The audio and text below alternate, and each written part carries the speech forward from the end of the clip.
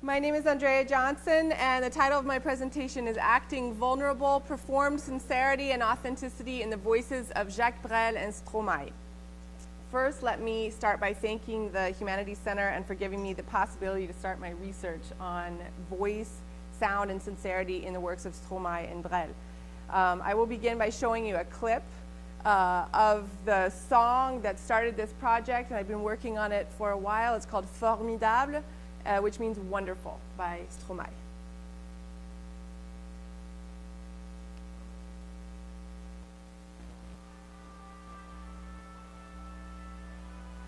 Is there a sound?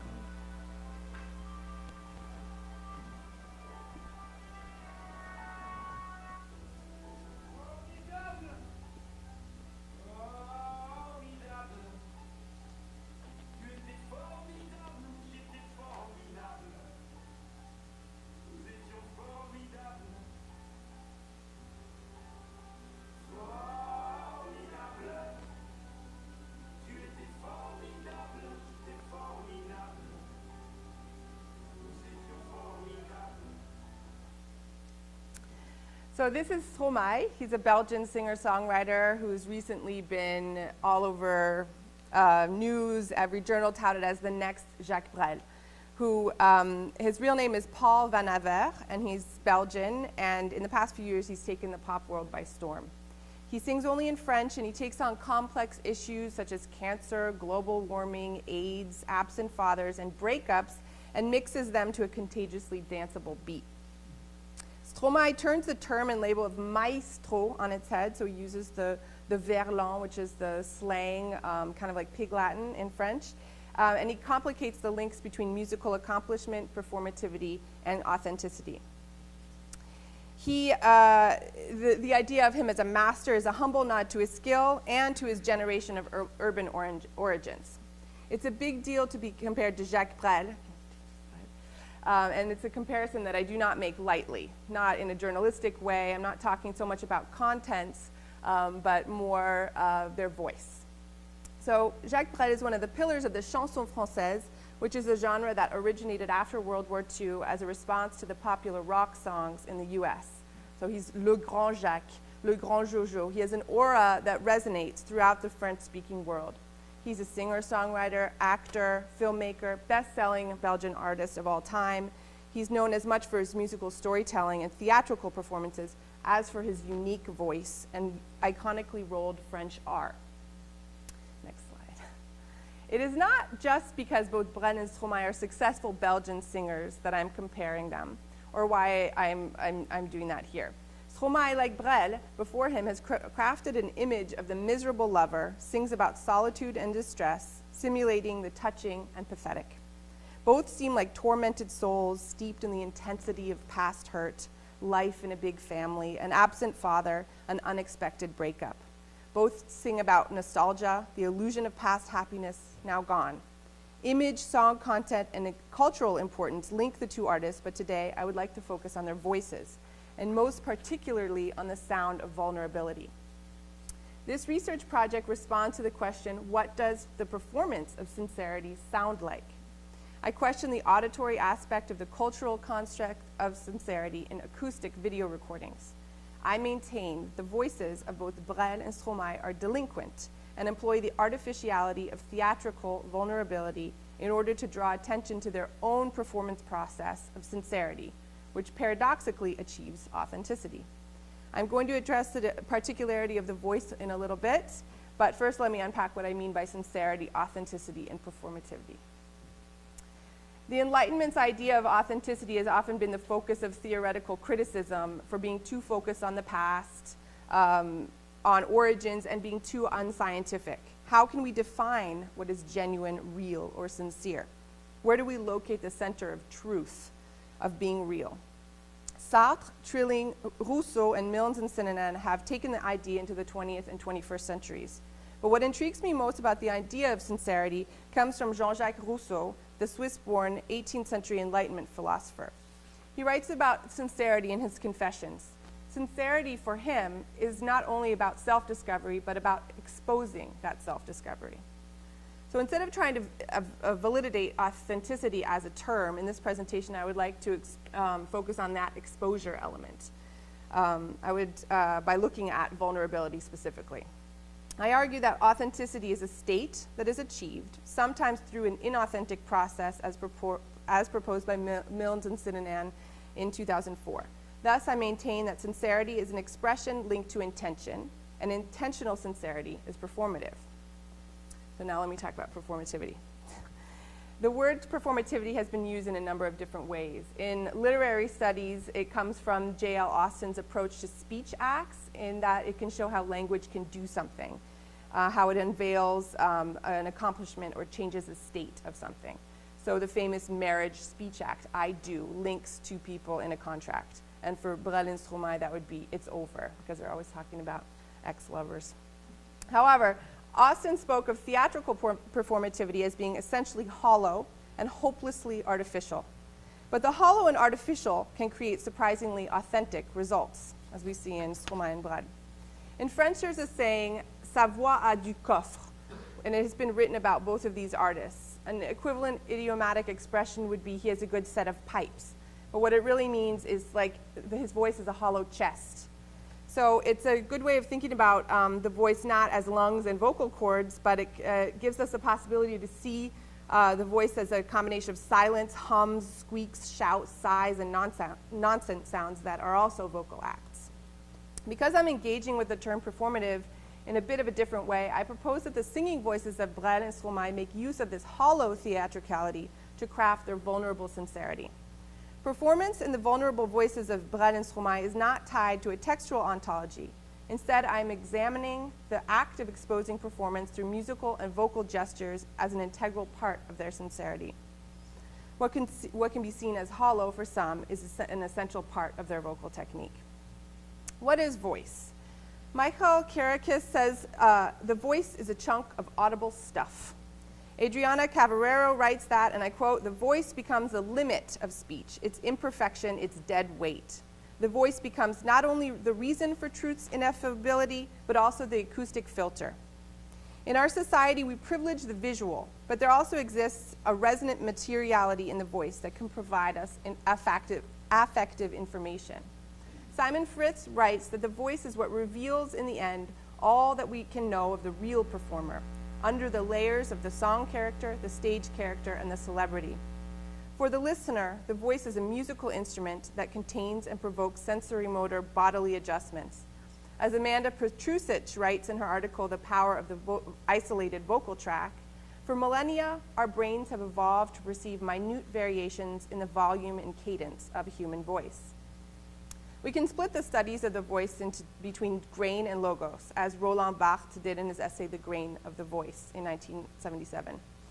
The grain of the voice contains both language and music, the pre-linguistic timbral and tonal qualities of the material voice, the settled comfort of the mother tongue. The voice in song gives us a way to talk about these immeasurable, multimodal, and 3D qualities of the voice. Next slide. For my analysis of Brel and Stromae's recorded voices, I'll be talking about three shared qualities of their performed sincerity that add to their vulnerable authenticity: rhythm, melody, and the way they both pronounce the French R. Both use a deliberate rhythmic delinquency, a recurring melodic interval, what I call a melismatic interval. A melisma is a musical term for a syllable that goes between different notes, and you hear it in formidable, and it's heard clearly in that refrain. Regarding rhythm, I examine the moments in which the singing voice's theatricality evolves almost in rebellion with the music in a deliberately delinquent way, creating syncopations and hemiolas, or moments when the voice does not fit into the overarching time signature. So you see it here, the beat feels like it's not quite with the beat of the overarching song. In Brel's songs, such as the famous Ne me quitte pas and Madeleine, his unexpected aspirations and syncopations are coupled with nonsense sounds, and the voice is pushed to a maximum, revealing the fleshy reminder that it is produced by the body, and its limits contain expression. These songs, each in their own way, are an inspiration for Stromae's Formidable, the song you saw at the beginning, and show how the voice is affected by sadness, even artificially. Secondly, I look at the melody, the melismatic interval. by looking at the repeated stylistic connection between the voice and the musical accompaniment in moments of lament and vulnerability, a leitmotif of the musical sigh can be located in the musical score, a dropping minor second interval or semitone. We see this clearly in songs that have shaped both Brel and Stromae's celebrity, Le Plat Pays, Alors on danse, and Quand c'est. And finally, the musical interval of the falling minor second, which I call the musical sigh, can be seen mirrored texturally in the distinctively trilled French R, shared by both these artists. The delinquent voice either rebels or cannot fit into the song rhythmically or stylistically. In the music video for Formidable, shown at the beginning, Stromae is filmed acting drunk on the streets of Brussels early in the morning after a breakup. Initially released virally through a composite of cell phone and hidden camera recordings, the song and the way it was filmed played on the renegade currency of witnessing the breakdown of someone famous, while adding publicity for the release of his second album, Racine Carrée, or Square Root. The narrative of the song gives us the background to the character's misery. He's broken up with his girlfriend and spent the night drowning his sorrows. Here, because his voice is recorded and laid over top, his voice in the video becomes ventriloquized. The voice of the street Stromae rebels against the recorded studio Stromae, which is why you hear his voice singing on the street and also the recording at the same time. Similarly, in Ne me quitte pas, Brel's vulnerable voice is delinquent, extra rhythmic, more moany and spoken than melodic. That's the next. And then can you click the video?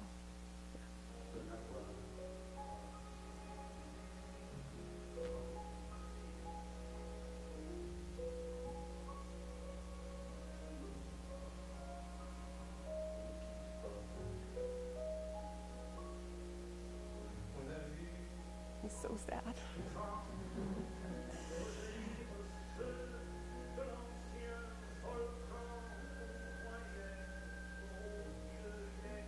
Okay, so the theatricality in this video is enhanced by the remnants of a long concert and by the audience's recognition of this song. His performance is linked to the moment, but also to a string of infinite performances before. This song is already dipping into the reserve energy Brel has used to perform, but has to reproduce that same melancholic lament as though he is singing it for the first time to beg his lover not to leave him. Between the salivary lumps and sweating and the breathing that overtakes the word and even replaces the word pa, which is don't, we see that the sound of lament is in the silences, the unpredictable upbeats. The breath is part of the visceral gesture. We are listening to the intimate pleading of a universally understood utterance. And the next slide. In Madeleine, in 1961, we see a different kind of delinquency. Like in Formidable, the character has been abandoned by his lover. He's waiting for her. However, the grief becomes a playful swagger in the vulnerable character who's been stood up once again. By the end of the song, the singing voice melds with the spoken voice, causing a linguistic tension that is mirrored in the exaggerated syncopation that jump-starts a new hopeful outlook on the situation.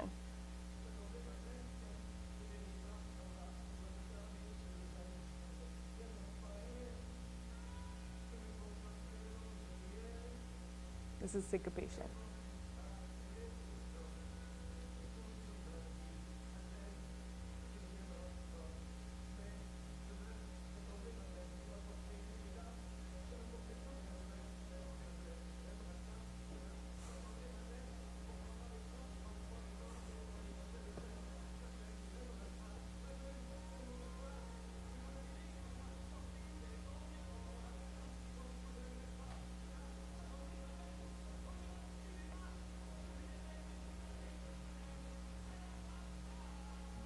You hear the grain of the voice there. So the voice therefore separates and draws attention to itself through verbal and rhythmic delinquency. Now for the melody. Typically a syllabic singer, which means he moves, every syllable moves to a different note. Brel uses a repetitive melodic movement at the ends of phrases, especially in songs that rely on a performance of vulnerability. So the next one. Think of the sound of a sigh that goes down, and the sound in music is the minor second interval or the semitone. It's used as a leitmotif in the ends of many French songs, and especially in Stromae and Brel's artistic production of love songs. There are no notes in between these two notes. It's the smallest interval. And you hear it at the beginning of Le Plat Pays, the song Avec la mer du Nord, as a musical sigh, and it adds to the dimensions of sadness. Here, in the next slide, in Le Plat Pays, the whole verse is made up of repeated semitones, only with one other interval, and the melodic line relies on the changing harmony. I'll just play a little bit of this one.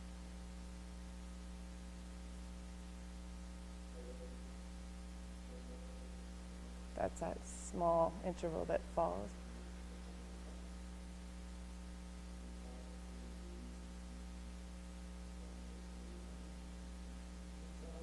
Okay, we can stop there. Stromae, in the next slide, also uses this exact same sort of moany singing with the semitone. So that very small interval.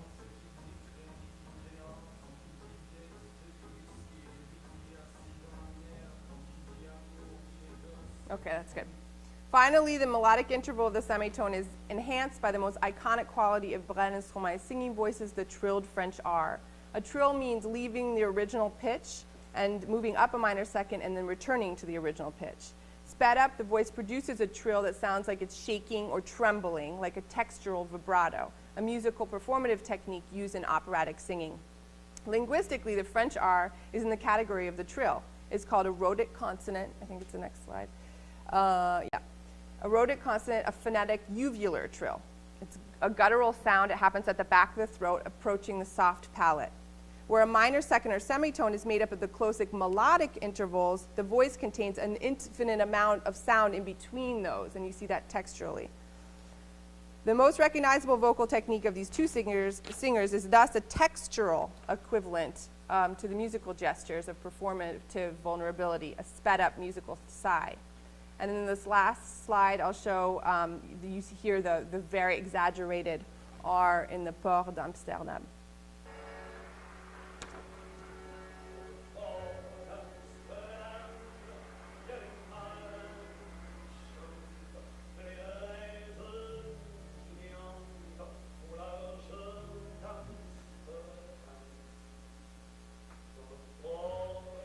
Okay, so you get the idea. So, in conclusion, the musical gestures employed by Brel also exist in the overlap in the production of Stromae 50 years later, becoming a generational as well as musical interval. Stromae, consistently being compared to Brel, has said that what inspires him most about Brel is his inherent vulnerability. Paul Van Aver, performing the character of Stromae, has made expert use of that sound and even made it his own.